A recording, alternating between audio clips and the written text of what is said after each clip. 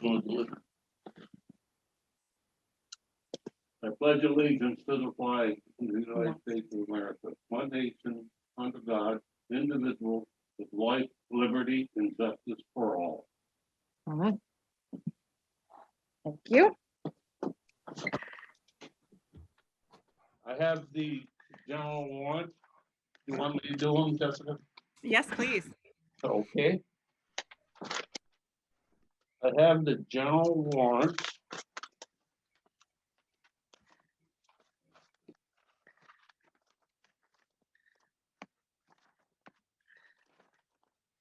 The general warrant dated 2/17/2021.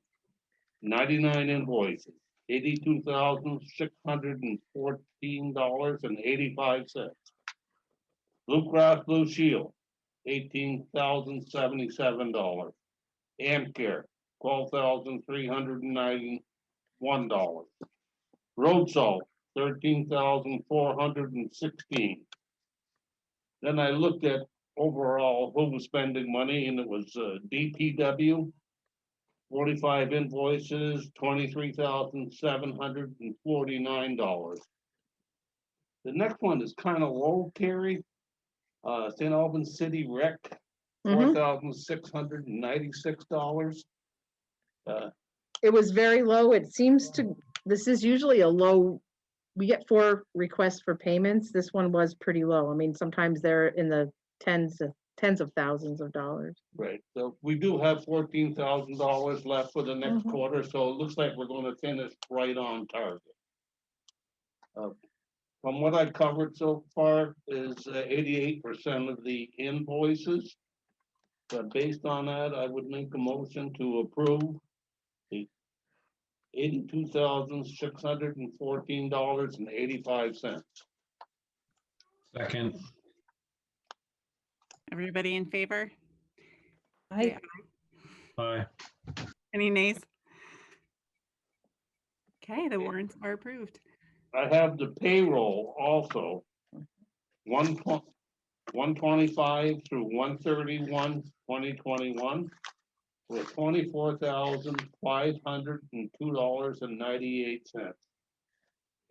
It's about $4,000 more than what we typically run, and that's due to the stipends paid out to the select board members. Mhm.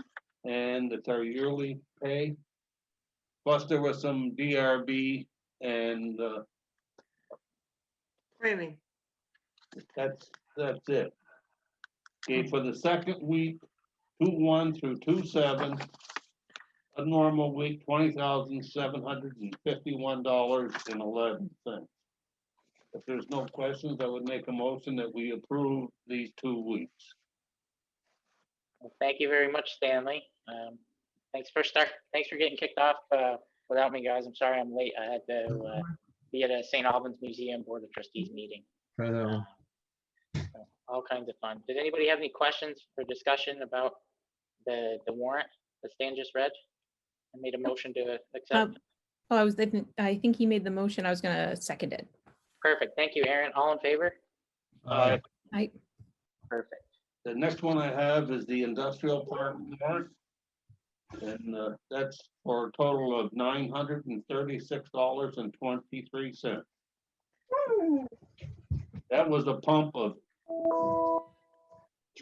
the sewage pump was $871.27.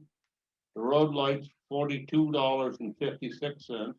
And the sign light at the start of the drive going in, $22.35. Anyone tried that? 871, come on. Yeah. What? Jonathan, you're not muted. Hot mic. Hot mic, friend. You're gonna end up on the front page of the Messenger. Don't we all, right? no. All right, so where were we?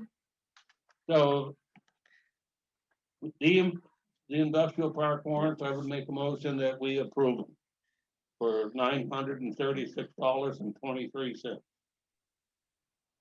I'll Yeah, second it. Jessica, barely beating Jonathan out, who just unmuted himself. Mute yourself back, friend, after you vote. All in favor, please signify by saying aye. Aye. Aye. The next one is an infrastructure development warrant for the town hall cost center. And that was for Rugiano Engineering at $2,700. That's the only one we have this week.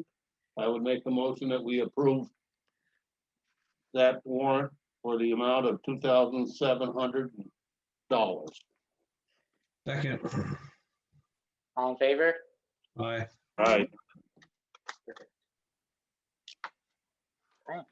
Okay, the next warrant I have is DPW Reserve Account. This is $167,487.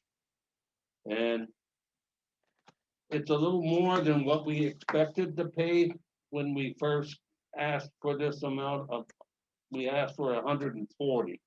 But this is $27,487 more. However, back in, I went back and looked at the May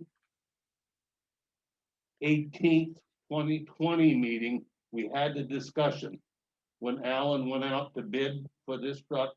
And we knew then it was going to be high when he came back with the bids. We told him to go ahead. Back in May, at this particular meeting, we said we would take the money out of the DPW reserve to make up for it, not affect any of the budget money that we had appropriated. Also at this meeting, we junked out one of our trucks that blew an engine.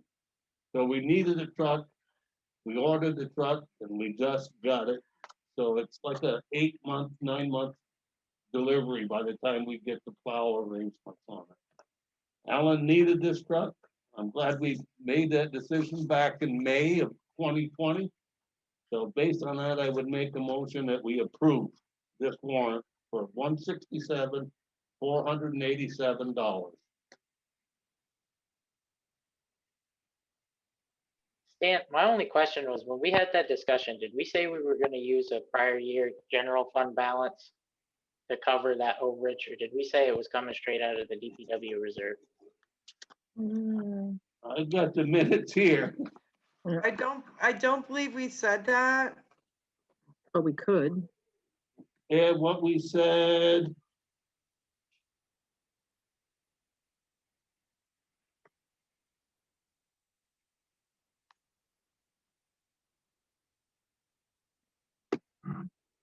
Take it out of our reserve fund to make up the difference. Is what was said back then, that we approved. I mean, the board could decide to do something The different. board was in consensus. And to be honest with you, I mean, that's really all. I have to go back and delve back into those minutes and then click those minutes where the board approved, print them off and attach it to the sales invoice and satisfy the. Perfect. Okay, It's on. in the back of my mind, I That's had all we have thought, to do. I had thought that we might have said that we were gonna spend the 140 out of the DPW equipment reserve, and that the balance was gonna come out of a prior year general fund balance, and that there would be 2 checks.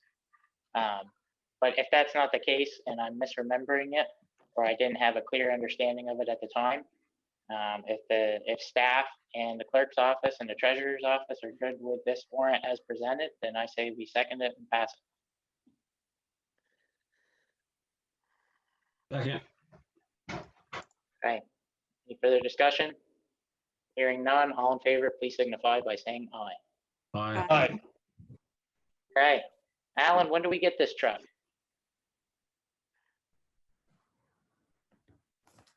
Hear me? Alan? Yeah, we've already got it and it's been used for the last 2-3 storms. Wow, that's a good vendor. Good vendor.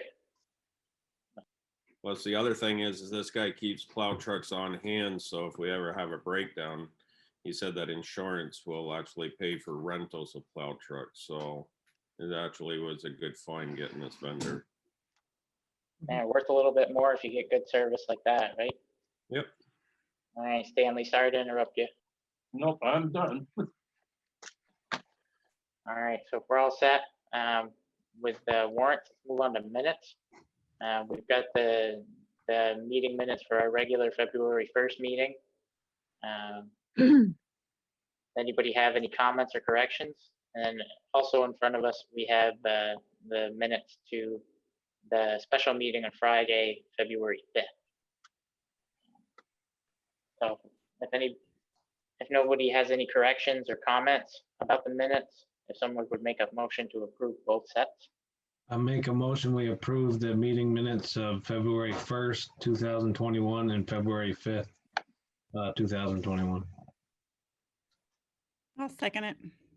Perfect. All in favor? Aye. Thank you, Jen. Hey, Brendan, Jessica did a wonderful job opening the meeting, but I forgot to remind her that we need to amend the agenda if possible to add the road and bridge standards. After you do liquor control is fine, but we do need to get Okay, approval so- on amending. So we need a motion, and somebody feel free if I say this eloquently enough to just say so moved. We need a motion to amend the agenda to add road and bridge, adopting our annual, blah, blah, blah. Our annual adoption of our roads and bridge standards under the town manager's report as agenda item 7F.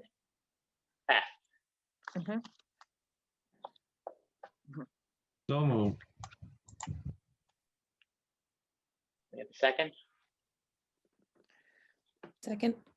All in favor? Aye. Aye. Aye. All right, so we've got the minutes taken care of. We amended the agenda. We're on to agenda item number 4, which is public comment. Is anyone here to make a public comment?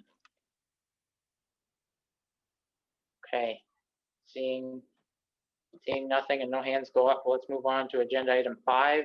We need a motion to recess as the select board and to open a meeting as the liquor control board. Thank you for catching that. I've been on that liquor control board since I was a teenager, Carrie. No. I'll make a motion to adjourn as the select board and Recess. recess as a select board, not adjourn. Recess as a select board and open as the, sorry, I'm not being very eloquent. It's okay. Meet Liquor as the control. liquor control board, sorry. It's actually convene. as a Convene, wonderful- thank you. You are welcome. Do we have a second?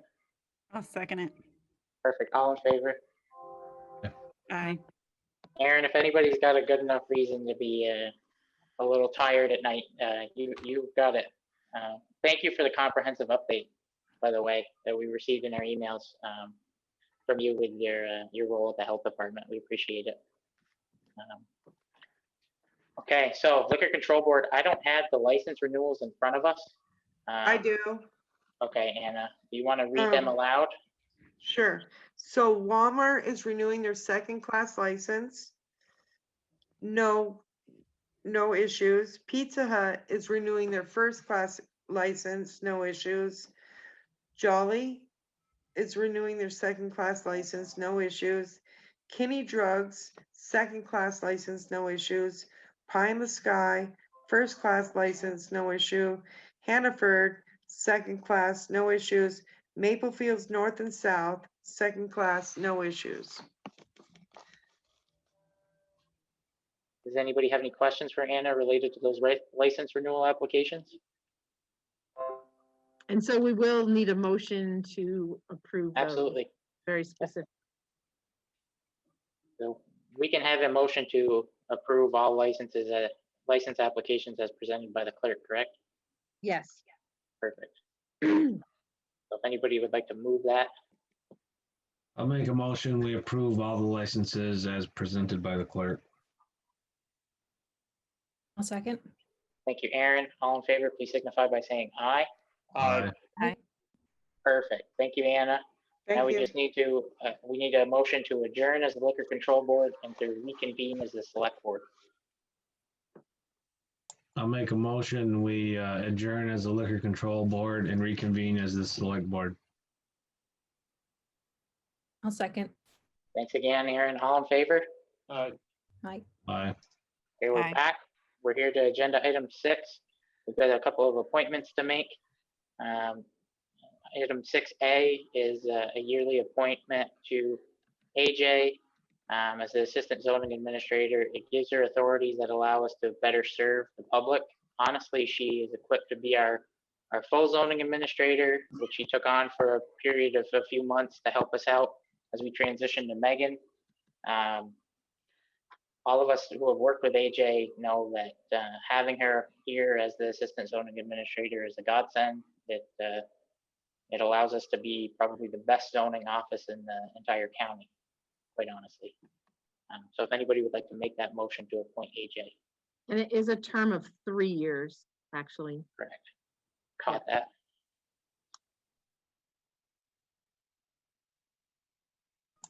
I'll make a motion, we appoint AJ Johnson to the administrative or assistant administrative officer to the ZA for a period of 3 years. I'll second it. Thank you, Jessica. All in favor? Aye. Aye. Thank you, AJ. I know you're not here, but so we've got the Police Advisory Committee. I'm going to hand that off to Corey. Thanks, Brendan.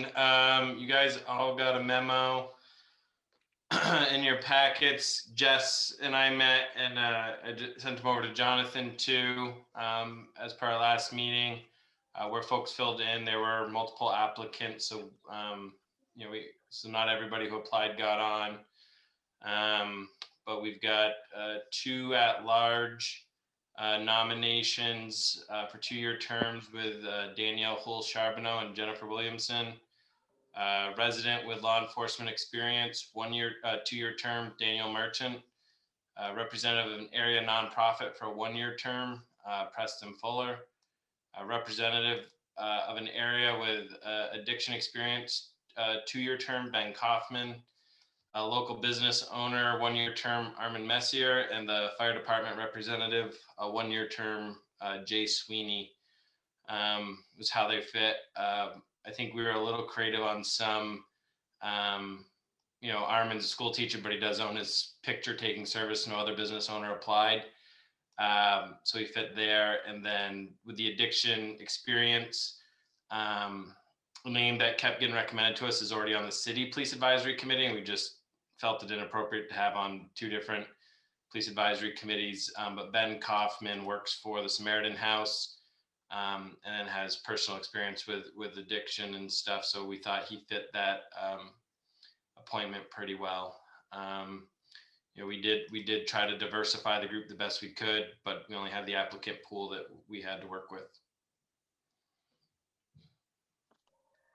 So it's Okay. for you guys for your consideration. I don't know if Jess has anything to add. No, I think you summarized it very well. I'm appreciative of everybody who did apply. And I think we have a fairly well-rounded group that we put together. So congratulations, Jen. I think you're the only one who's on the call. So do we need a motion? We do. Does anybody have any questions for Corey or Jessica? So I just have one thing to say about the 2 at-large, most specifically Jennifer Williamson. I just, I see some recent articles in the paper. One highlighting one is about the sheriff and the sexting going on in the school district.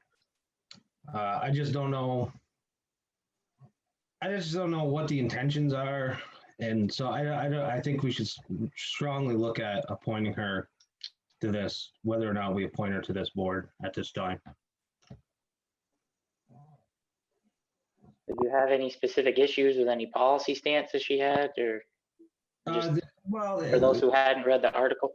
Right. Well, the whole removing the SRO thing and stuff like that. I don't know if this board is the place that, like, we're looking at that, being that this board is going to be under the sheriff, working with the sheriff.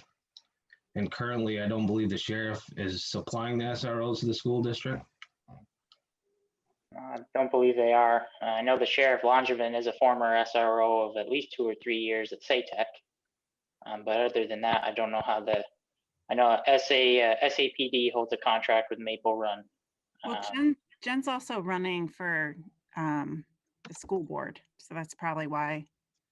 Yeah, and I That think was that we specifically wouldn't even get commented involved with there. SRO conversations in the select board here and No. or the town. No.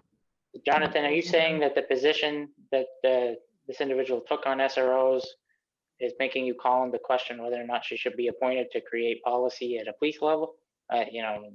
Over general policing matters, or what's the? I guess I'm Well, trying to find the yeah, concern. I mean, that's something that we need to talk about, I guess. One thing everybody should keep in mind is when we voted to join a unified school district, that in essence is its own municipality. So I'm saying that what they want to do is up to them, and we just vote on their budget. Okay. Jessica, Aaron, Stanley, does anybody else have any comments or anything to add to what Jonathan said? I just think that you don't want a board that's all going to think the same way. You need a variety of opinions to bring different ideas to the table. So I think it's okay for there to be a wide range of different positions on different policies and stances. And I do think, I mean, the SRO piece of it is kind of irrelevant to the town. I just think, so Stan has a comment, but I would just, I guess, comment first that we would expect all the members of this board not to make comments to the press and sign their name that as a member of this new board that we're serving on. Obviously, we'd have media expectations for that. And Jen would like to make a comment after you're done your conversation with each other. Can I just say one thing? I agree with Jessica. It's irrelevant to this board. It's up to MRS, the Maple Run Union School District.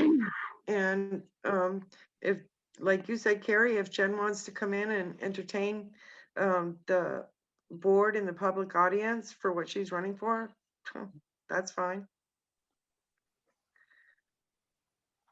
I'm with Jonathan on SROs. I'm a big believer in SROs. If you remember, just this past summer, Carrie sent a note out about Roger Langevin when he was the SRO at St. Albans Town School. Mhm. He made a positive friend with the young man with a mental issue. And although Roger was no longer the SRO, he was the sheriff. Young man in his house locked himself in a room, I believe, and was going to do some harm to anybody that entered. And they called Roger, and Roger went there, and the kid turned over the weapon he had to Roger. And, that just the kind of SROs that make me feel good that we have in the system that can handle that. So if we want to do away with them, I don't believe we have to do away with them. I wouldn't support.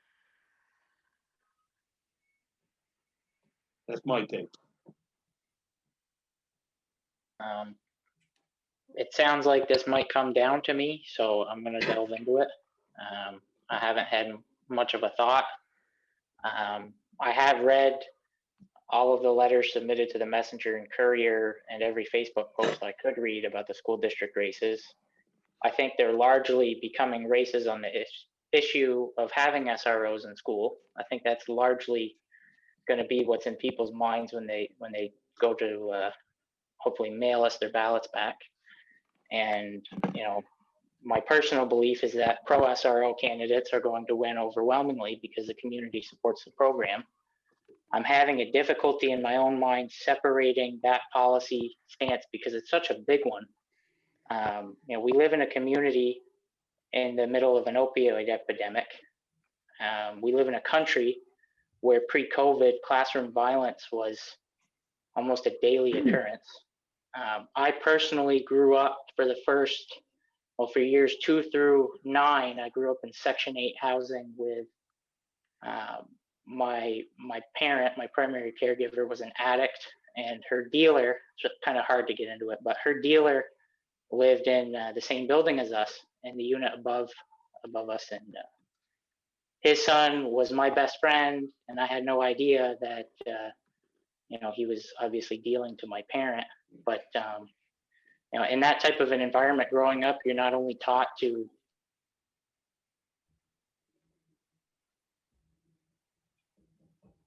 Oh, no. Internet issues are not fun. Brendan, if you can hear us, you're frozen. Jason Weatherby, took me aside at SATEC one day and spoke to me about a couple concerns I had with an issue. I actually was pulled out of a classroom for not behaving well. If anybody could get their hands on my file from SATEC, you could really put an end to my political aspirations with all the fun stuff I did there. But luckily enough, they give it back to you in your 8th grade graduation, and I subsequently burned it. And then that carried on. Jason graduated up with us when we went to 9th grade at BFA. He became the BFA SRO for 2 more years, and then Paul Talley. And then I know a lot of community members feel strongly that Sheriff Langevin made a positive impact on the life of their child. This is a police advisory committee. Its general purpose is to advise police on their policy. It's to advise us on our contract. So I am having a really tough time, and I still haven't made it up in my mind which way I'm going to vote. Whether or not someone who has a position out in the community is being against student resource officers, if I think that's the best fit. I could name off probably 5 to 10 kids that I went to school with at BFA that would be probably dead or in jail if the SRO program wasn't a thing. I probably still have some strong anxieties about interacting with police. I don't know. So I guess if anybody wants to make any motion one way or the other, I guess I have some soul searching to do and not a lot of time to do it. So I'm going to mute and wait for someone to make a motion. So Brendan, do you want to allow Jen Williamson to make a comment? She asked to make a comment. Absolutely. Yep. Yep. Up to 3 minutes, Jen. And this is absolutely nothing against you personally. I really have a hard time with that specific policy position. I don't know you very well. I wish you the best in your school board race. Thank you for stepping up and for running and for applying to this position. And with that, I'm going to be quiet now. Thank you for allowing me this moment to talk.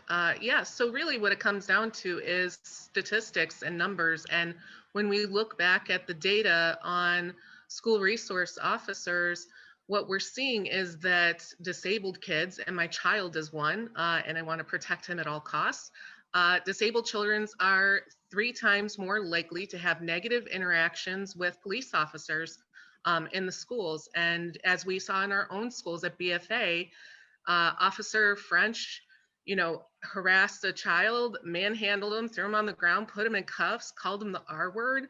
And that isn't the only story. As I have made my opinions public about this, other parents have stepped up and told me their stories. So it's happened over and over again. And it's the school board covering it up. It's the administrations of the individual schools covering it up. I'm not exactly sure who's covering it all up. I know that the case that was in the 7 Days article, they had to sign a non-disclosure agreement. And the only reason it came out was because there was witnesses. The child was handcuffed in the middle of the cafeteria, so lots of witnesses. So that's why we heard about it. But I was going to be speaking with another parent who the exact same thing happened to in her case, and apparently she did not have to sign a non-disclosure agreement because she was just ignored. So yeah, so these things happen over and over again. And I get that there's lots of great stories. There's lots of wonderful feelings. I get all that, but I feel like we have to have parents who stand up for the people at the bottom, for these marginalized groups who are being abused by school resource officers and are not being listened to. So that's the SRO issue, and that I do feel very strongly about that. As a town member, obviously, I would like a police force present, but I would also like to make sure that somebody who is not just going to, what's the word I'm looking for? Just, go along with whatever they say, that somebody actually questions it is on the board. If it isn't me, I want somebody like that on this committee. I want somebody who is able to step up and say, when things aren't right, we need to address them and not say, well, I can't tell my friend, the local sheriff, my friend.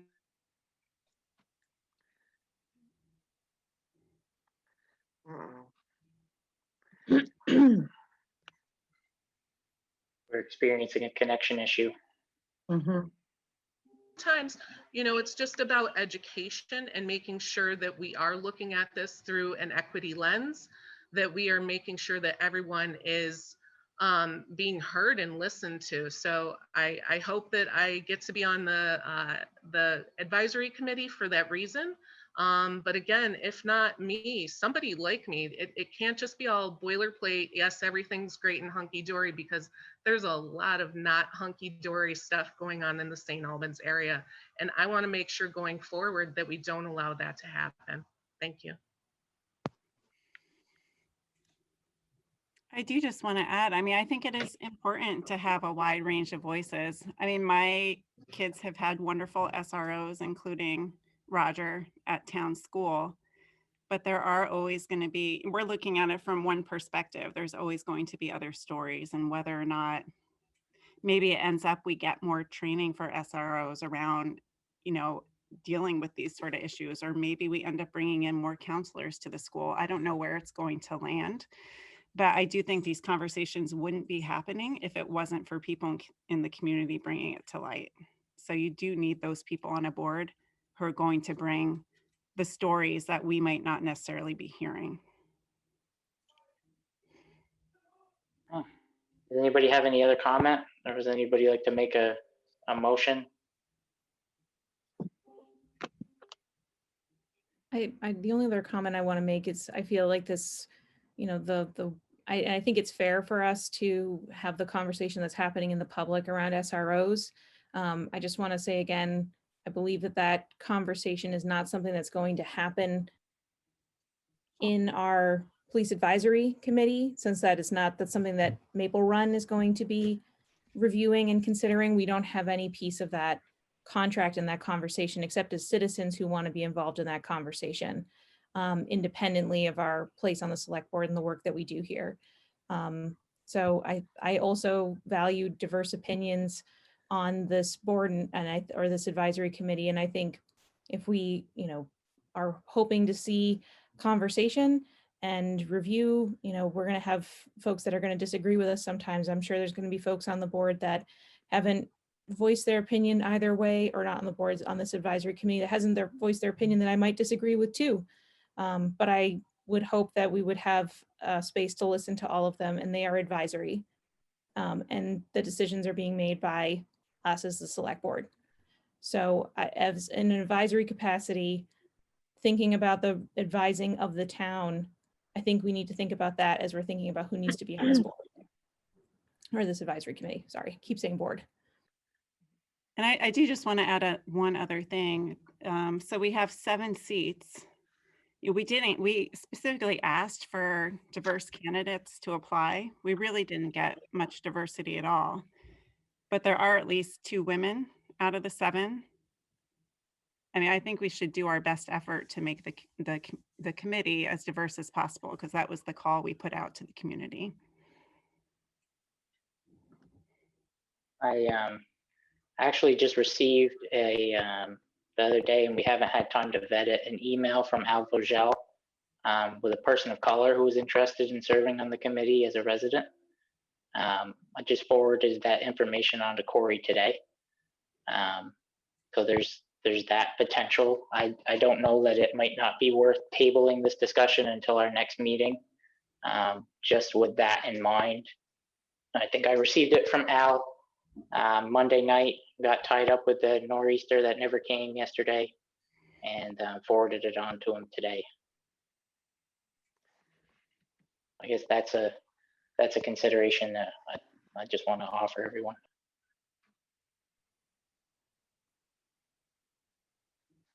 So, Jonathan, Stan, anybody have any more comments? Would anybody like to make a motion to table this to our next meeting? Was Looking for an there, action. was there a hard cap at 7? What the policy said that we adopted. Yeah, all the terms, I mean, at some point, I think the various, I think it'd make for a better board to have more at-large members instead of Mhm. member pigeonholed, but we're going with what the policy of the select board had. Yeah, and it could very well be that the committee's first recommendation is a policy amendment. When the sheriff and the committee have a chance to go through it together, it might make sense to restructure it in certain ways, and I'd expect us to be entertaining that recommendation within the next 2 months. I guess I'm looking to close out the discussion and move to either tabling this to our next meeting or an action. Let's make a motion. I want to make a motion that we table this to the next meeting. If we decide to table it, we can do it on consensus. Unmute yourself. Say that again, Oh. Brett. If we decide to table it, we can do that by consensus. We don't need a recorded motion. And I would say that the primary reason for tabling it would be the nature of our the information that we received from Al in the last few days, and the fact that it should be vetted further. It could be a dead end, but you never know. So I feel that we owe Al that, as someone who cared enough to seek someone out and then make a recommendation to us. Everybody okay with that? Move on to the planning commission and appointing Sarah Had. I don't really think we should table it. I think we should just move forward. I mean, Al's email said he met somebody who thought it was a good idea. It wasn't, he definitely wants to be on this committee. Yeah, There's- like I there's a said, group. I brushed over it. The person's background sounded like it might be a good fit for the committee, but from what the basic 2-second glance that I had to go over it before I forwarded it on to Corey to handle, which is a very nice thing to be able to do, by the way. That's a nice hit forward c.parent@stalbanstown.com, send, don't think about it again, it gets handled. That's nice. Carrie, I'm sure you're very happy to receive less of those emails from me, but anyway, back to the business at hand. And I just had a question too about the tabling and the proposal you're putting forward. Is the suggestion that, I mean, the candidates that were put forward, there was already, I guess, a vetting process or a conversation that happened. Would that process need to be restated or restarted? And does that put us behind in the work that we wanted this advisory committee to do? I'll ask Corey to answer that question.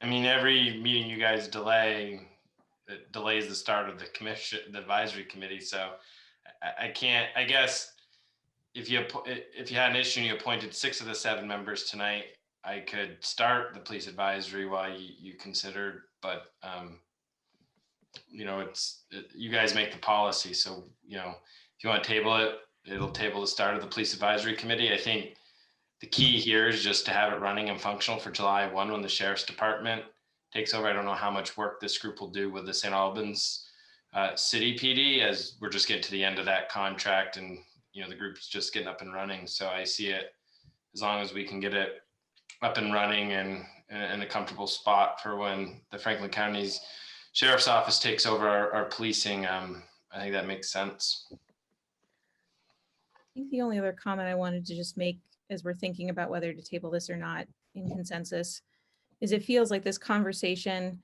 is, again, about a vote that we all might make on town meeting day about whether to vote for Jen to join the Maple Run School Board or not.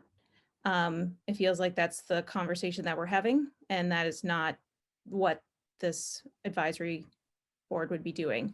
And I think I'd welcome folks to change my mind to help me understand why we continue to discuss and think about the relevance of a position on something that it has no direct bearing on the work of the advisory board.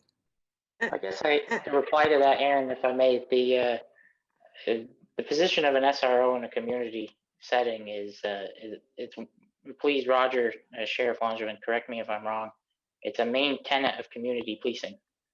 Not only is it an armed, trained body in a school, but it's also somebody that can interact and form relationships. And like in my case, I had some severe anxieties that pretty much crippled me every time I was around a law enforcement officer. And you know, my counselor that helped me get through those anxieties was Jason Weatherby, an SRO. And I have no problem admitting that. So I guess I don't view this discussion that we're having as whether or not Mrs. Williamson's qualified to be on the Maple Run board. I do think it's that policy position and then the response that ensued is a clear indication on how, you know, someone really views community policing and policy implementation around that. So I guess I would say, again, I don't know how I'm going to vote. I haven't made up my mind yet. That's why I'm hoping to table it to have a little more time to maybe vet these candidates further and to hear more about the person that Al Vogel forwarded on to us. I guess what I'm asking for is 2 weeks to better make up my own mind. I think if we voted right now, I would abstain, which would probably lead to a 2-2 anyway. If we want to get the committee up and running, I would vote yes on starting up with 6 members, and then maybe having a chance to speak with Jennifer one-on-one or in a smaller group setting to really pick through other areas of law enforcement policy to see how she feels about other areas of law enforcement and community policing. That might make it possible for me to commit to voting yes. But Brendan, do you want a board that's all just going to say yes, yes to each other? No, but I do want a board that sees the importance in having an armed officer in schools in 21st century America. I will say that much. I would just say again, officers in schools, if you are concerned and care about that, then you should be involved in the conversation happening at the school board. Yeah, I mean, the sheriff's department isn't going to be staffing the SROs regardless, and that's who Again, I'll reiterate that I think that is a policy position that makes me uneasy about how an individual would vote or feel about other aspects of community policing. And I think I just personally as an individual need a couple weeks to communicate with Jen to see how she feels about other areas of community policing before I vote yes or no, because that one position makes it so that I won't vote no, but I don't know enough to vote yes. And I know that it's a hot topic in the community. It's not necessarily why I'm not committing to voting yes on that slate. It's you know, I've got very personal experiences. I know the community has too with SROs. I just want to see how Jen feels. I'd like a chance to maybe write some questions and have them answered. But yeah, I can't commit to voting yes on that slate as presented. It might be valuable if you have questions related to community policing to share those questions with all the people who are interested in joining the board. Yeah, we could do that too. Definitely. Corey, would you be interested in helping me facilitate that? Sure. So are you saying we're going to do some sort of interviewing process now of all the candidates? I mean, it started as me wanting to individually speak with someone before voting yes to make that appointment, just because a specific policy piece made me question, you know, how the person may feel about other policy aspects. And if we want to turn it into, you know, one size fits all, and we're going to ask everyone the same questions, then I think it should be in writing and everybody should get it. If that's okay, I'd like to.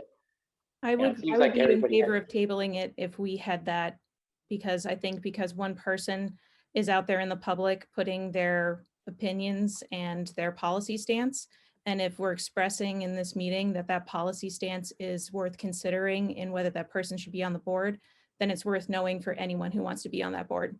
And I would think that we would give everyone an opportunity to know where people are standing, because then we can also consider whether we have a diverse board expressing multiple opinions on any subject.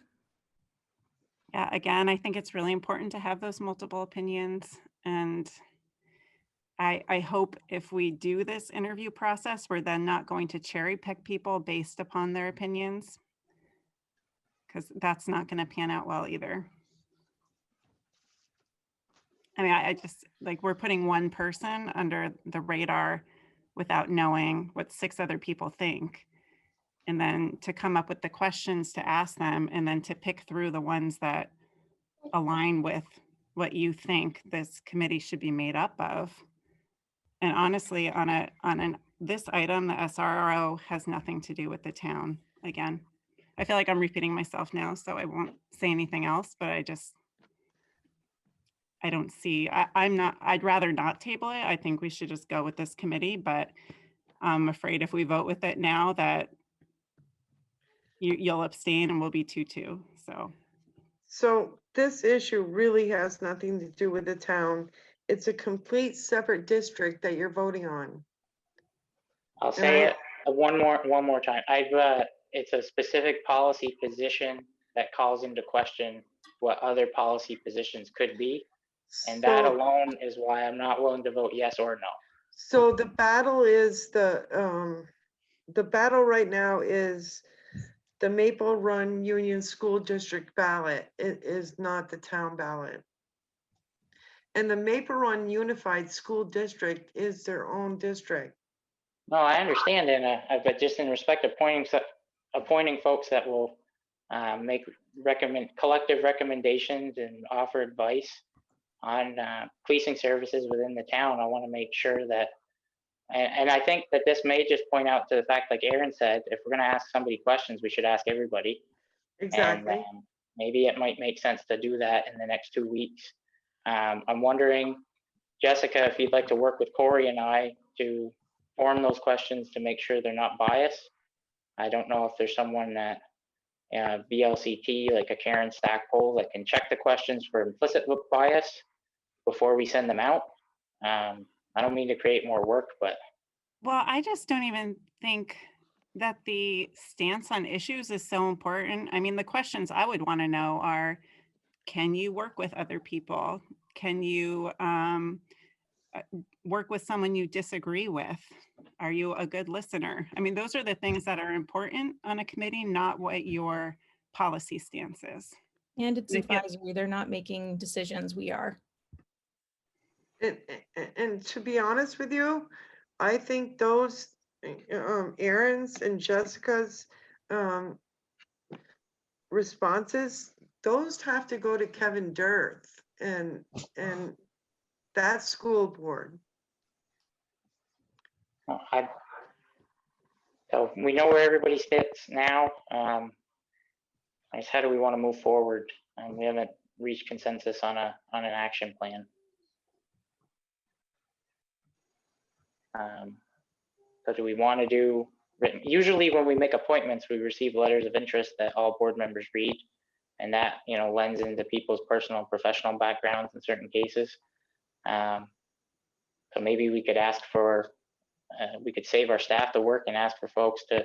We have letters for everybody, Brennan. Last meeting, you asked a few board members to help put together, you know, because there was more than enough, you know, because you guys ultimately make the appointment. So I can resend out the letters to everybody.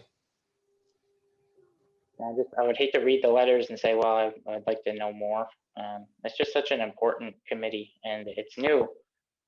This is the second time we've formed a police advisory committee and it died out. So I just want to make sure we make, you know, every step that we take is the appropriate one, so that it's as long lasting as the select board and viewed as and equal to the planning commission. It's an important body that, you know, should last, you know, long after we're all gone. But I guess I'm open to recommendations on how to move this one forward for the next couple of weeks. So Corey, you want to send letters? I guess we can start there. I don't know, the more we think, the more we talk about letters and going back and vetting, especially since Corey reminded us that there was already a group from this select board that reviewed the letters and put this slate together. The work, the due diligence happened. This is the slate that we have. And I understand, Brendan, and I appreciate what you're saying about how you're uncomfortable about this. But I think maybe we need to restate for ourselves, what does this police advisory board, we can look back at can't even talk. I feel like we are having a conversation that we can't solve here tonight because it's not about what this slate is and what this work is. I'm not trying to solve the issue of SROs in school. I'm just saying that this policy position by a particular prospective appointee makes me uneasy. That's all. I'm not here to talk about the validity of the program. I only offered my experience as an insight into why I feel the way I do and why I feel so strongly about it and why it stirs emotion for me. Again, I'm not looking to litigate the issue itself. I'm just saying that that particular stance, it lends into a, again, I'm not going to repeat myself. So yeah, I would say if we in 2 weeks come back to the place where there's a candidate or a group of people that are for SROs and against SROs, we're going to have the same conversation and we're not going to have a diverse advisory board either way. You know, there's going to be other people who I don't know how disagree with this one appointment we're talking about, I don't know that it lends itself to whether or not the committee will be diverse. We had 2 Caucasian women and 7 or 8 Caucasian men apply. Diversity is more than just color. It's diversity of opinion is what I was referencing, if I needed to clarify. Fair enough. If anybody wants to make a motion, or maybe Aaron's right, we won't change our minds in 2 weeks and we just need to vote on it and move on. What are you voting on? Somebody can make a motion to appoint all 7 recommended appointees. Somebody could make a motion to recommend a combination of the 7, but not all 7. Someone could make it's possible to make a motion in a second and have a vote on tabling it. That's something that can be done. Normally that's done on consensus, but a motion could do it. I guess those are our real 3 options. Corey? I'll just state too, I mean, just going off of memory, but the point of the police advisory, the police advisory committee has no policy-making authority, and they're an advisory committee. Folks to keep in mind, and it's to make, their ultimate goal is to make sure the sheriff's department is living up to its contract with, or whoever our police group is living up to their contract. We narrowed, I mean, that was the first project I worked on. We narrowed the scope of the committee, keep them focused. However you guys want to, again, you handle the policy, but I think, I envisioned my first meeting with this group because I'm under the impression I'm staffing it. I'm going to be very clear, and this is the lane the select board created for you, and you have to stay inside this lane. And if you want to come out of this lane, you can send them a letter asking to take on more, but they would have to approve that as a policy board. So, I mean, they really have no power over the police department or the select board or our policy, but they're there to, I envision them more reviewing monthly data and asking questions and being able to bring up community concerns to Roger and his team as they come up. But that's how we narrowly defined what this committee is going to do. So I don't know if that helps in this discussion at all. Stanley? I believe what Corey just said helps me in this discussion, although the discussion is pretty lopsided. I agree with Corey now. I think I do too, Stan. These people have no authority to change SROs. They could. Well, it's not just SRO, Stan. It's the whole package. They're an advisory They have board, guidelines, they'll follow those guidelines. correct. So. Well, why don't we, Go, Jessica, go if ahead. you'd like to, Jessica, if you'd like to make a motion to accept the slate as presented, I think I'm in a place where I can vote on that after Corey's explanation. And Okay, I'll make a motion to accept the 7 people that have applied to be on the police advisory board. At large is Daniel Hool Charbonneau. At large, Jennifer Williamson. Resident with law enforcement, Daniel Merchant. Representative, nonprofit, Preston Fuller. Ben Kaufman.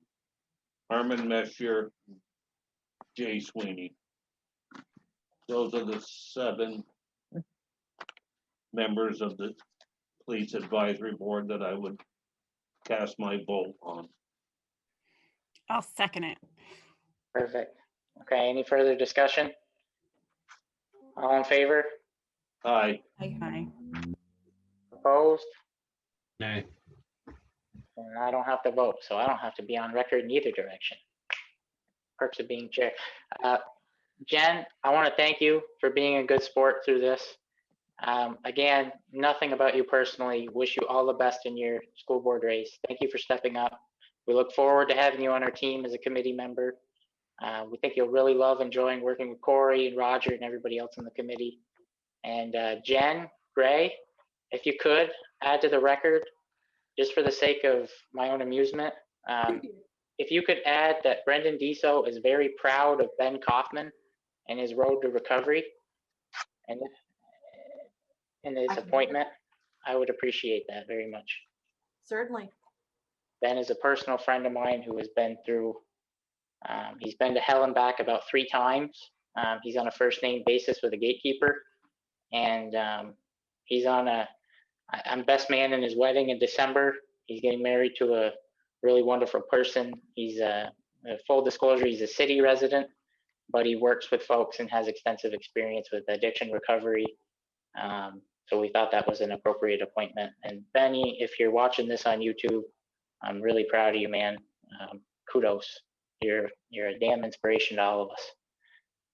Brendan, I just want to add that your statement is really well timed. The governor declared that February 17th is Recovery Day in Vermont. Excellent. Yeah. Nice. All right, well, I guess we're done with that discussion. We didn't scare our planning commission member off, did we? So that'll move you to the next committee meeting, committee appointments that we're considering. Yeah, so why don't we, I tell you, Jessica also attended a commission meeting that had Sarah was in attendance at, and she was very helpful. And I, for one, think having her expertise and her working knowledge as a professional in planning in Northwest Vermont would be incredibly advantageous to the commission and to the staff and to us. So if anyone would like to make a quick appointment, I would love to entertain that motion. I'll make a motion to appoint Sarah Had to the Planning Commission. Second. It's a term for 1 year of a 3-year unexpired term. Mhm. Just to be clear. Do you need me to have that officially in my movement? Yes, please. Okay.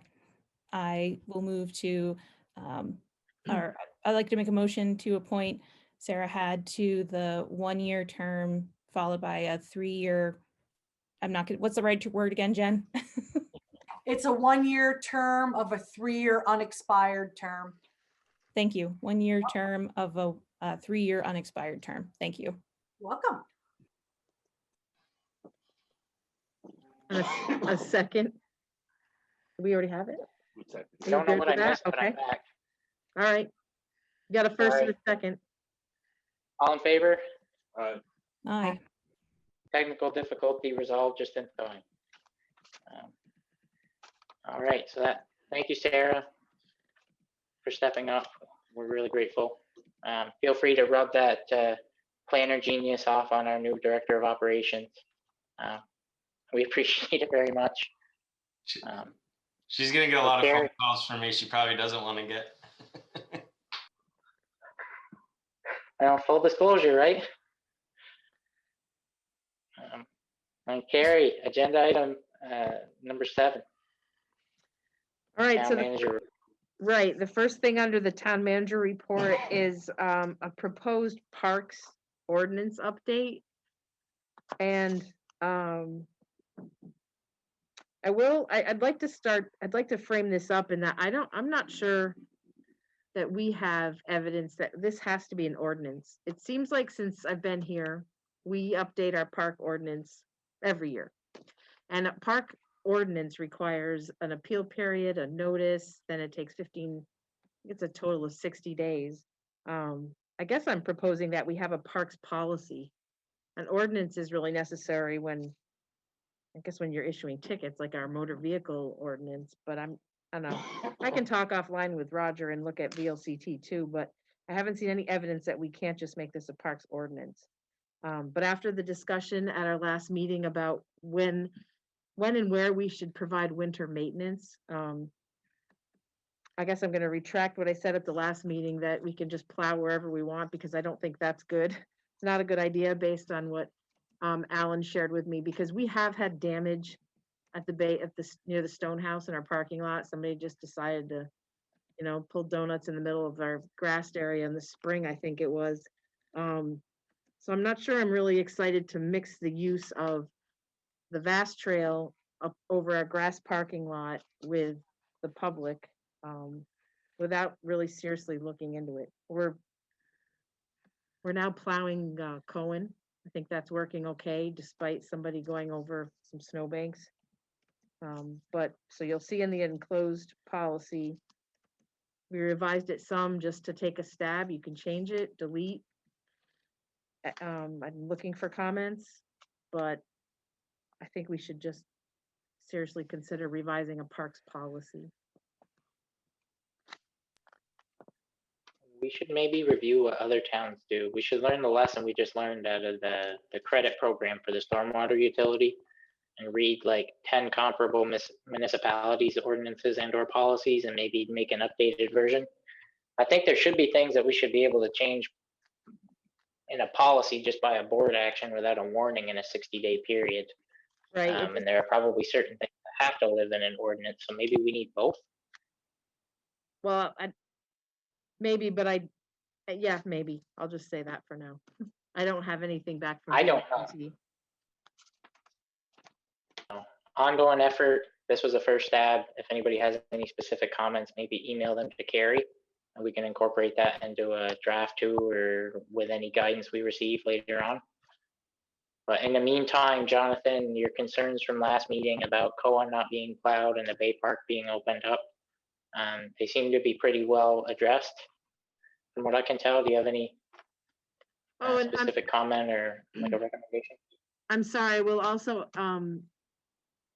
I forgot to also mention that I did ask Roger Langevin to look into this, just he's a neighbor, but just to provide some unbiased feedback about whether or not we were having a parking issue on off hours.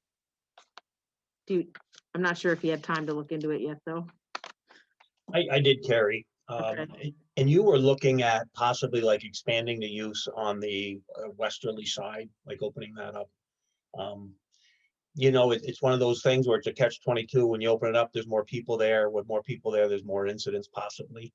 But if you do choose to open it up, I would say, like, if we were patrolling, or currently right now it's the city PD that's patrolling, just let them know and see if they can add additional patrols to that. It should be pretty easy to adjust, especially if you give them specific times or hours where you think there's going to be a lot of people there or the highest usage, just to make a presence, to drive through every now and then and get out and talk to people would be my advice of, trying to manage what's going on down there. But you can expect a little more vandalism and that type of stuff if you're going to have more people down there. It's just a statistical thing, but that's where you want to increase your police presence a little bit. Okay, thank you. All right. So maybe that's something for the police advisory committee to maybe work on if we run into any specific park related policing issues, any repetitive vandalisms or something. So are we good with the idea of gathering more information and coming back to this again in a couple weeks? So what I don't understand is we keep the south gate open to the park, but we don't keep the north gate open. Why? Like if we're not gonna open the park, then close the park. If we're gonna open the park, then open the park. There's a difference between, there's a difference there though. We have enough parking on the south end of the park to manage what's going on in the park. Once we open up the big park, that's when the vandalism starts. You also got the vast trail that goes across.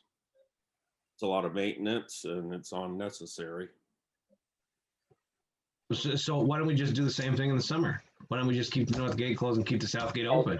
Because the other weekend there was 3 snowmobile trailers in there, so that takes up a lot of parking. Summertime. We obviously have a lot more traffic in the summer than we do in the winter. Well, I realize that, but like if snowmobiles want to park and use the trail that we allow to go through the park, like that takes up the extra parking. I mean, I just leave the north gate closed, I guess. I was just trying to address the concern. But we haven't had a problem with parking on the south end. We have ample parking. So it doesn't make sense to open up the whole park. Okay, so next time there's 3 trailers in there, I'll take a picture and I'll send it to Carrie. Problem solved. All right, let's be respectful with each other, and we're just neighbors trying to make decisions that help other neighbors. That's all this is. We're all Well, I good. know, Brendan, but it's the middle of a pandemic. Like, there's a lot more people out. Like on a regular year, there's not a lot of people that like in the wintertime go to the park. So Now, staff is saying down there, everybody goes. So the staff saying that they're under the assumption that the current situation is working. If that's not the case, just let us know when and how, and if we need to come back to it again, we will. And I think that's a end to that discussion that we all can live with, hopefully. Okay. Alan, while we're on this topic of going after you a little bit, that just after Lower Road on Lower Newton, there's a 50-mile-an-hour sign. So I don't know what shirt you want to eat, but pick it out. I got your Tabasco sauce coming to you in the mail, so I didn't have to drop it off in person. What side of Dunsmore Road? It is a fit. It's on the west side of Lord Road. It's even further down than Dunsmore Road, right after Lord Road towards McQuam. There's a 50-mile-an-hour sign right there. When did you put that up? If you think I'd pound a steak 4 feet in the ground to watch you eat a shirt, you're right, but I didn't do I it. got missed because that is a 40-mile zone down there, buddy. Just Well, keep let's maybe change the signage and do a, well, because it turns to a 50 down by the prison, just after you get past Kellogg Road headed towards McQuam. And then it stays that way all the way to McQuam, according to the signage. No, 50 from the corner of Kellogg to the prison. It's 40 from Kellogg up and 40 to McQuam, but that's all right. One sign must have got missed. There's a couple of them out there, buddy. I saw you leave the garage the other day. I figured I was missing one sign, so. I couldn't find no signs in there in that big mausoleum. We were supposed to have a sign room. You turned it into a conference room, Alan. Anybody that was on the board in 2018 would find that funny. Don't go Anyway, there. so Yeah, we don't know what you're talking about right now. La la la. I think it just gave Jen nightmares. All right, moving on. Sorry, we had to take a little detour. So we're gonna move forward. So we're gonna move forward. We'll look into what other towns are doing as well as legally if there's any negatives to going from an ordinance to a policy. And I am gonna have the police take a little more time looking at what a parking situation is on the off hours and maybe some of the more popular times. I'm just, because now I need to know. So the next item came up because, as you know, we've gotten a lot of snow recently. I think many of us are kind of feeling that literally. And it came to, we've had a couple problems with people inadvertently, I guess I'll give them this much credit first, one time, putting snow or plowing snow across our roads. It's not legal, it's dangerous, they need to stop, but we realized we didn't have that as clearly as we wanted in our winter road maintenance policy. And also the other reason this is coming forward is We did take out a few mailboxes, not that many, but we have. And we would like to just have one comprehensive policy. And some of it, sometimes it was just the snow, right, Alan? Sometimes the snow coming off the plow is the force that takes somebody's mailbox down. But either way, our policy is generally that you're allowed to have your mailbox in a right of way, and we generally don't replace them unless it was mechanical error or driver error. So the policy in your packets was our first stab at a draft combined policy that talks about mailboxes and talks about the prohibition against pushing snow across a town road. Do you have any questions? I would like to ask Roger something. I know he was with the state police. I checked all of VTrans rules and regulations, and it does say it's a criminal offense for plowing across the road, but it doesn't give any fines or anything. So, I mean, you can have a law, but what good's a law if you don't have a consequence? So I'm I wondering, think there is a fine attached to it, Mhm. Alan, but offhand, I'll have to research it and get back to you, but I'm quite sure there's a fine attached to it. and if there is, if you find that, I think that's Yep. something we should put in our, maybe it's something where the town gives a letter at the beginning, but then afterwards it would be a finable. Yep. Well, Alan, I thought the other consequence, though, is that if you push snow across a town road and someone has an accident, you can be liable. That's a really big consequence. It is. But I just, from my point of view, if I just go to them with our winter maintenance and say, you're not supposed to do that, and they're still doing it, I think there's got to be a consequence, some Okay. kind of monetary consequence. I think that would get their attention. Yeah, I'll just speak here on this one. I had someone do this on I live on French Hill, and you guys had cleared the road nice, and then coming up the slick hill, and then there's snow in the middle of the road as it's getting snow blowed out into it. It was frustrating. It is frustrating, and it happens all the way up French Hill. It's very frustrating. Let the record show that I did not initiate this conversation, and if an angry neighbor of mine is to reach out to the I'm not town, angry. I didn't do it. It wasn't me. If you get fined, you know who you are. It wasn't me. I didn't do it. no, but we would honestly do it. We would enforce this like we do other policies, but you get one get out of jail free card. Hey, you're not supposed to do this. Please refrain from doing so. But the second letter obviously is gonna have more teeth. And Carrie's right. We've had a policy in place for years, and it doesn't matter what road it's on, it happens.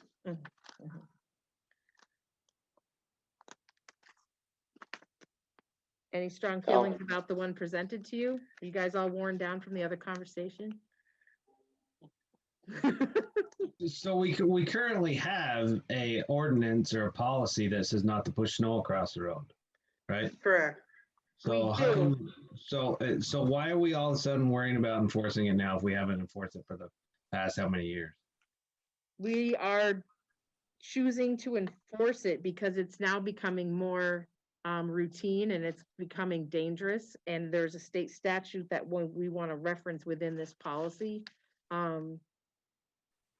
to add some teeth to it. And to Alan's point, maybe a fine, but we used to be able to enforce it without citing policy and state statute and just with a knock on the door and go, hey, can you stop doing that? And most people would. That's not the case anymore. People are a lot less willing to work with us. It's just fact, I think. I think we need to enforce it though, because it's becoming more routine than just, oh, one person in our 55 miles of road has done this.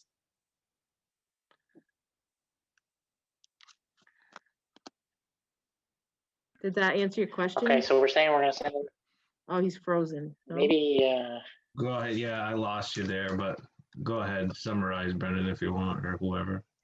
So we are looking at the policy. It's got some changes. We're citing a state statute. We are adding some clarifying language.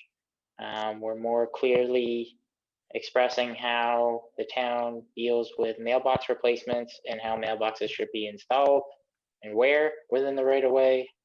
So Stanley, I guess I'm looking to you for your opinion on this policy. What do you think? I agree with it. I've looked it over. I live Right. on Rink Hill. I do not plow across the road. But I think the policy as written, what I see is enforceable. If we decide to enforce it, and we got something for the people in the town when they get a call Mm. about my mailbox, they can answer it. When I know Alan is taking pictures, photographs of mailboxes down. And they're normally in the town right away.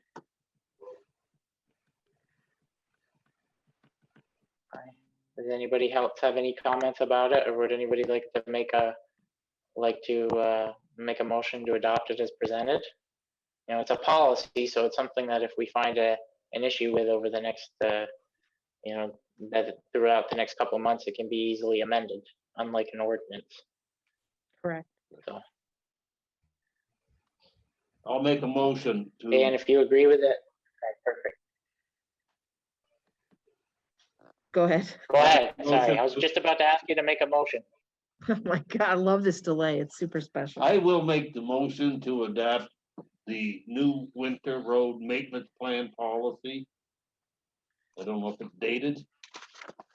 It's not, It's not dated, but it the can one be. we have in our hands currently. Second.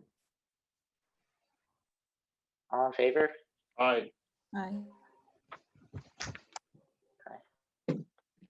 I'm having a little lag over here. Is that 4-0? I had just one clarifying question on that. Okay. Just so at this point, there's no like fine attached, right? Nothing unless it's allowed under state law. Right, okay. So There's nothing. Yeah. Say if a town employee notices somebody plowing across the road, are they gonna inform the director of public works, and then are they gonna send them a letter, or are we just having a policy on hand in case somebody complains? We can say, well, we have a policy. Well, Alan and I haven't talked about it, but what I did in the past when this became, when I had repeat offenders was, yes, please, we explain it to the employees, please bring it to DPW's attention, and sometimes I would send the letter to the resident, asking them to stop, and they can call Alan or I with questions. We're not just gonna have a policy to have a policy. We really do want this policy to stop the people that continue to do the naughty behavior. And I'm still gonna look up to see if we can add consequences or if it's just intrinsic in the state law referenced. I didn't think it was, but we can add that later. Okay. We all set with this? Yep. All right, let's move on to our next agenda item. Carrie? Oh, wait a minute. How did Jonathan vote? Aye. Oh, Thank you. Honor Wall Committee, we're on to a lot of organizational things tonight. I did send some emails. Obviously, according to the notes, I have 2 members of the Honor Wall Committee. But I'm looking to find out who on the select board would like to serve on that. It's a short-term committee, you know, there's probably gonna be 1 to 3 meetings. We do need someone from DPW as well. And someone from the Parks Committee.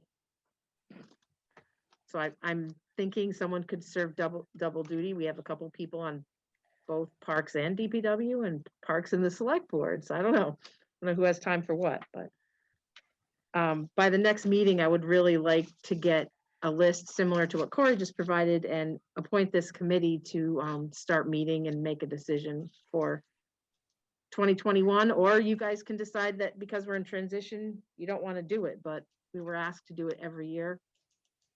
I'm asking for some more direction right now. I would say let's try to, let's work together, Carrie, you and I, to try to staff it out. If there's a board member that would like to volunteer, please do so now.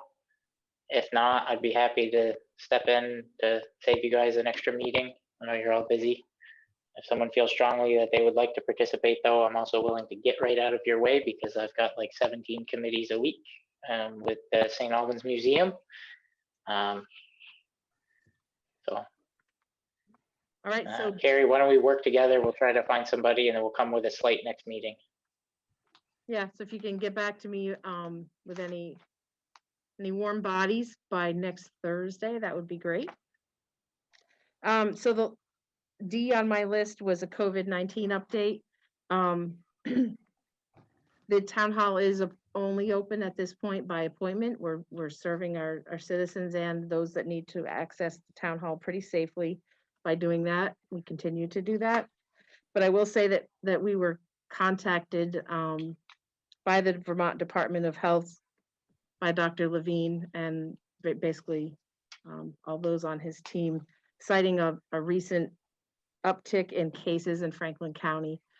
He was very clear not to call this, not to, I guess, call it alarming, but he was very concerned and said he hoped that we could reach out because citizens seem to respond much better to their local officials than they do the Vermont Department of Health, which, by the way, I find a little sad, but it could be true. I'm sure they know their deal. But he asked us to help nip it in the bud, where it was his exact words. He goes, you have a chance, Franklin County, to stop the spread right now. So he implored us to ask our citizens, even though we're all weary of it, even though we're, almost a year into this crisis, it's not over. So please be careful. I would ask maybe Erin if she wants to add anything much more in depth than that, but we have some services and some links online on our website. We plan to do some social media outreach, but we're just imploring people to share that message and share it often right now, please. Did you want to add anything, Erin? I think that, there's a lot of questions that come to the health department. And one great resource that I'd recommend folks check out is healthvermont.gov. The COVID section there's a lot of information there. Sometimes it can feel a little bit like too much information, but it's easy. Like if you were to search for information you are looking for, they have it there. And if they don't have it there, there's the call number you can call. Correct. Yeah, no, I like the Vermont dashboard. It's actually updated daily. It's very helpful. So I'll move on to E, the town hall update. The request for qualifications did go out from our for our consultants, Tom Peterson, and has already issued the first addendum with some questions. So there's a good deal of interest, which is great. I think at least 5 good sized firms were indicating interest. I don't know who it is at this point yet. We met today to talk about finishes, which is exciting, but most importantly, as Anna will confirm, we completed all of the ballots and mailed them last week to every citizen, every voter in the town of St. Albans, and we are urging people, in light of that recent COVID update, to vote by mail. Drop it off. We have a drop box. Mail it back if you wish, or as a last resort, come in person. I can confirm that. We mailed out ballots. We've gotten probably over 300 back. People are using the drop box, which is great, and the mail. Awesome.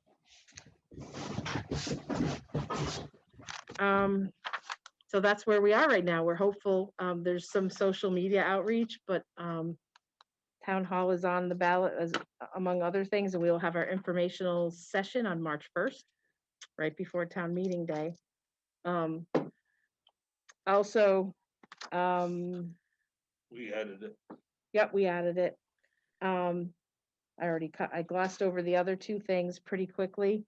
So the last item here was the town road and bridge standards that we added to the meeting agenda. You have it in your emails. We have not changed a thing other than the dates and putting our name in. The standards are last 3 or 4 pages here.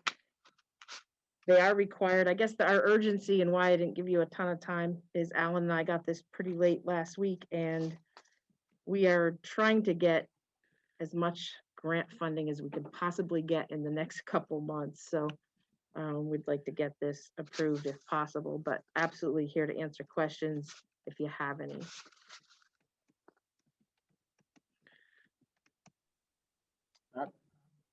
Everybody had a chance to review. Would anyone like to make a motion to adopt?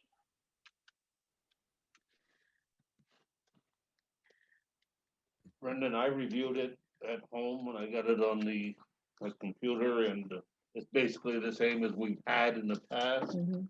It just talks about road cuts, bridges, slope of the driveway, everything that we're always worked with.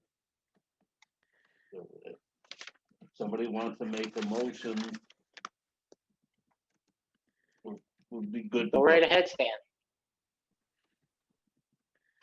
He said, go ahead, I guess. I'll make a motion to approve town roads and bridges standards for the municipality of St. Albans Town, Vermont.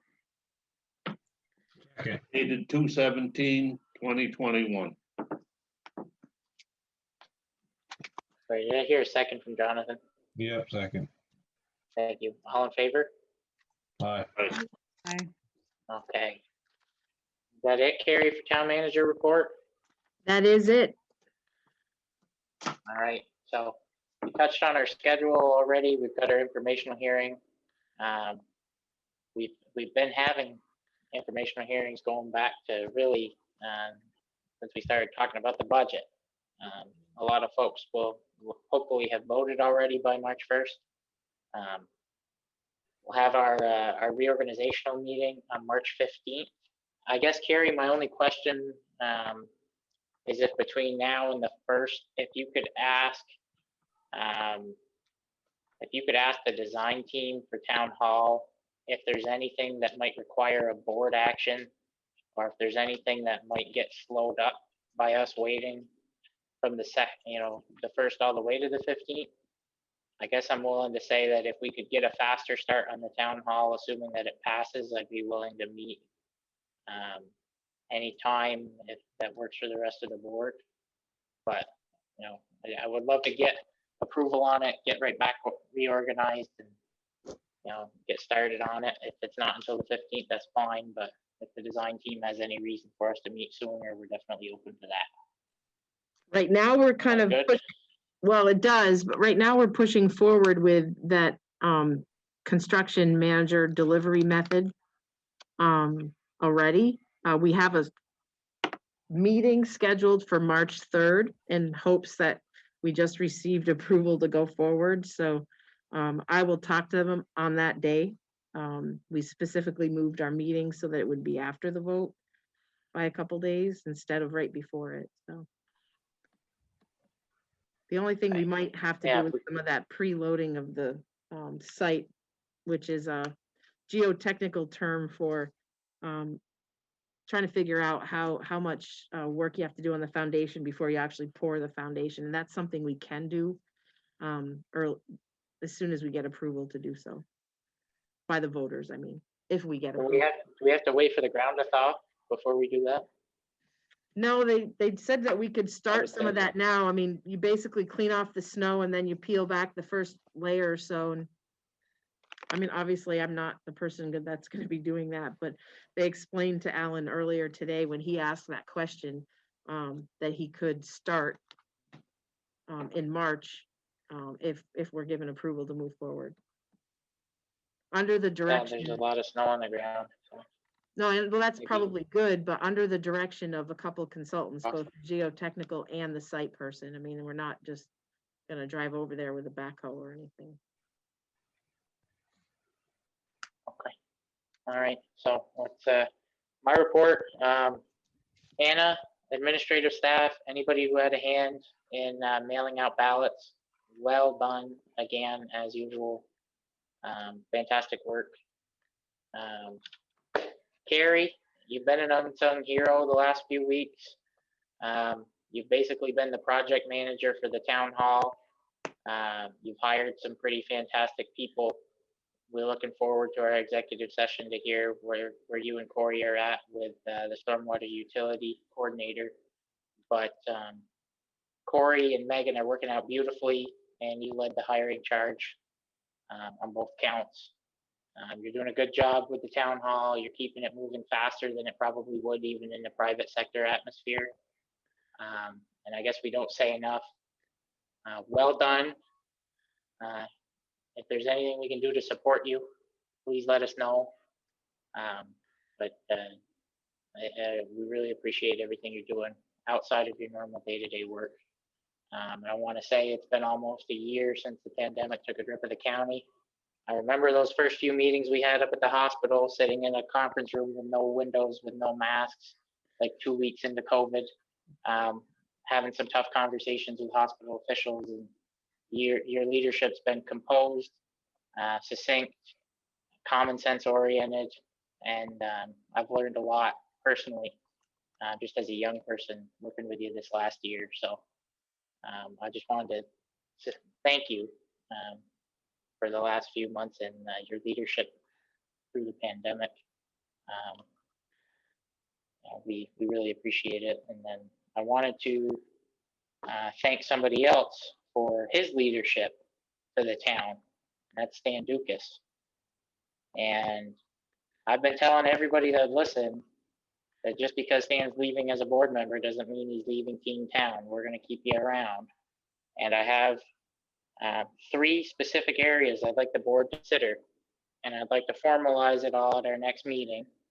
But the 3 areas I'd like us all to consider is after town meeting, I'd like to, on the 15th, I'd like to appoint Stan town agent. It's largely a symbolic role, but it gives us the ability to pull Stan into executive sessions to speak with us on legal matters and to provide advice, is my understanding. I'd like to formally, at our very next meeting, appoint Stan as a community representative on the Town Hall Building Committee, should it pass. His work the last several months as a member of that building committee has been dedicated, and we need his perspective moving forward. And I also spoke with Alan about our objective to get as much done as we can with the money we have on hand at the Stone House in the Bay Park. Stanley's father was on the Conservation Corps, correct me if I'm wrong, Stan, and helped build the Stone House. Given Stan's extensive institutional knowledge of both the town and St. Albans as a whole, I'd like the board to consider at our next meeting formally appointing Stan as a community representative to work with Alan and John on the Stone House to help make recommendations to the select board if there are large amounts of money that need to be spent. Stan's ability to work with Alan and John will serve us all well. And I think it's really neat that he would be able to work on revitalizing a structure that his father helped build. So those are my 3 areas. And Stan, I'm going to save the gushy stuff for our next meeting, but get prepared for it because it's definitely coming. Get your Kleenex. If anybody has any other stuff that we could give over to Stan to help us out, I invite you to call him. I invite everybody on this Zoom meeting to give Stan a call in the next couple of weeks and just speak with him, because I guarantee you, every time you have a conversation with Stan, you'll walk out a smarter person. Someone a little bit more dedicated to your community.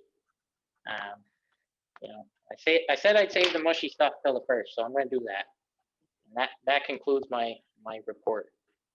Does anybody have any other business? Yeah, can I just give somebody a heads up? It's John. A lot of people have called in about the skating rink, and the lights are the best.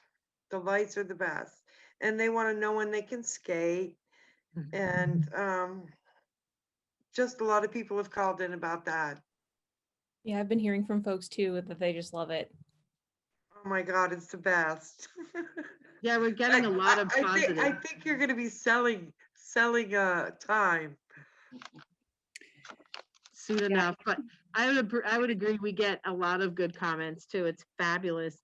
And I do want to just point out, because there was a recent death on the ice, our ice is it's very safe, and one of the safest places in the bay. You couldn't have picked a better spot. I think even when it's thawed, at best, it's 5 or 6 inches of water right there.